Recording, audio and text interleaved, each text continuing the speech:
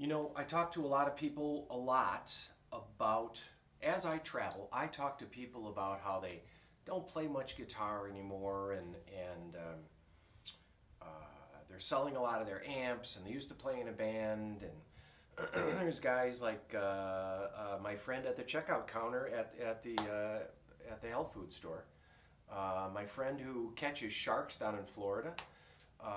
The attorney out in Seattle, the doctor in Boston. All of you guys have told me you don't play guitar much anymore, and I'm going to present this. Is called a ukulele.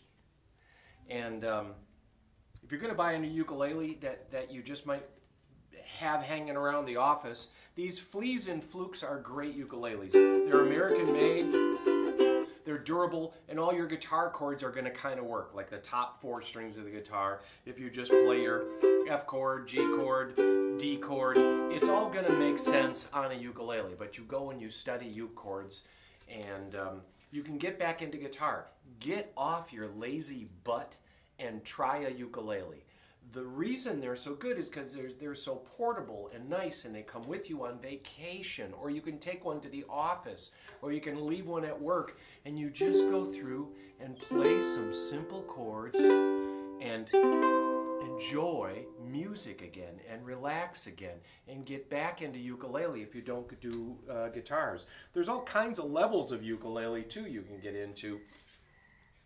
Collectibles is something. Right now, vintage ukuleles are not as strong as they used to be. It's a good time to buy vintage ukuleles.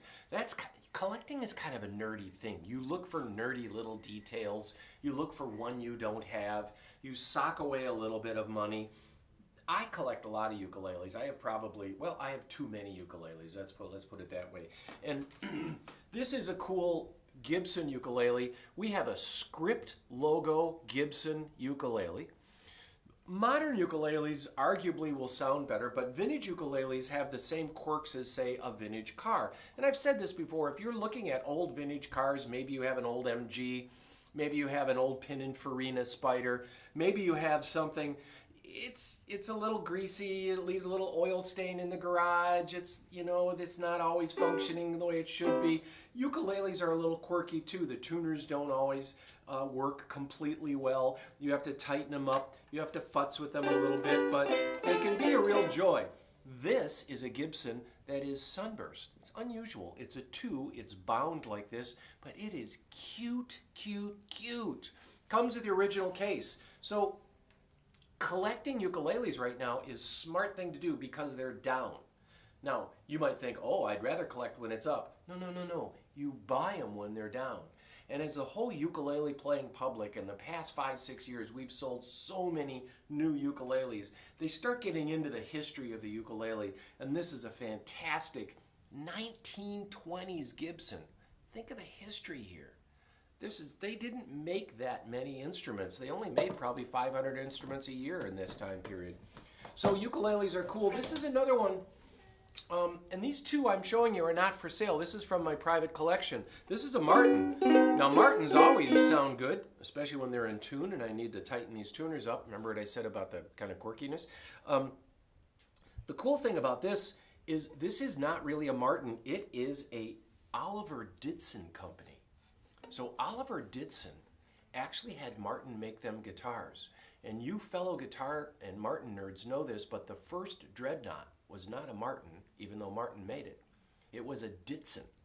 So the first giant guitar called Dreadnought was a Ditson guitar. We actually had it pass through our hands. Number 1, the first Ditson guitar. This is a Ditson ukulele. I don't know if the camera can see that. I'll try to hold it up and see. It says Oliver Ditson Company, New York and Boston. So that's a quirky little thing that you'd look for. You might find this on eBay. We might offer you one. We bump into vintage ukuleles. Frankly, I keep a lot of them. But this is the type of thing for you guys that are not playing much to get into. Buy yourself a utility ukulele. Buy yourself something cool. Maybe, if you want something finer, get a Kamaka. Kamaka's the ukulele to get. They more or less invented the whole uke thing. And the family's still around. It's still the great-great-great-grandson, just like Martin. Martin and guitars, Kamaka and ukuleles, that KK. See that? Yeah. Find yourself Kamaka. We have them coming. They're on huge back order. We ordered more just recently. There's more coming in. But get yourself a utility ukulele and then start looking for vintage ukuleles. I might recommend trying to nerd out on ukuleles and buy them now while they're down, because these are going to go up. Given time, they're going to be harder and harder to find. So there you go. That's my little lecture on ukuleles. And again, for all you guys, and you know who I'm talking to. I'm talking to you. Get off your lazy butts. Pick up a 4-string instrument. Go and sit down and read some chords and sing a song, for God's sake, in the backyard.